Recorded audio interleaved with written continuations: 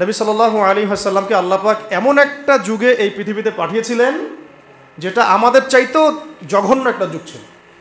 আমরা এখন যে কথাগুলো বললাম যে আমাদের অর্থনীতির মধ্যে সমস্যা, মুআমালাতে সমস্যা, ইবাদতের সমস্যা, এর চেয়েও জঘন্য একটা যুগে আল্লাহ রাব্বুল আলামিন তার প্রিয় হাবিব মুহাম্মদ সাল্লাল্লাহু আলাইহি ওয়াসাল্লামকে এই মক্কাতে পাঠিয়েছেন। ওটাকে আমরা কি বলি? আইয়ামে জাহেলিয়া। কোন মাসে? কয় তারিখে? এটা নিয়ে আরেকটা মিসকনসেপশন আছে, এটা নিয়ে অনেক বর্ণনা আছে। অনেকগুলো সিরাতের কিতাবের মধ্যে 12 তারিখ পাওয়া যায়, আর অনেকগুলো সিরাতের কিতাবের মধ্যে 9 তারিখ পাওয়া যায়। 9-12, অনেকে 10-11 বলেছেন কেউ কেউ। এটা নিয়ে একটা মত পার্থক্য আছে। তো মত পার্থক্য থাক, মত পার্থক্যের জায়গায় ওইটা নিয়ে আমাদের, ওই যে বললাম, আমাদের শেকড়ে যাইতে হবে। ডালপালা নিয়ে এত নাড়াচাড়ার প্রয়োজন আছে? এই মাসে আল্লাহ রাসূল সাল্লাল্লাহু আলাইহি ওয়াসাল্লামকে আল্লাহ পাক দুনিয়াতে পাঠিয়েছেন এই মানবতার মুক্তির দূত হিসেবে। এটাই বড় কথা, তাই না?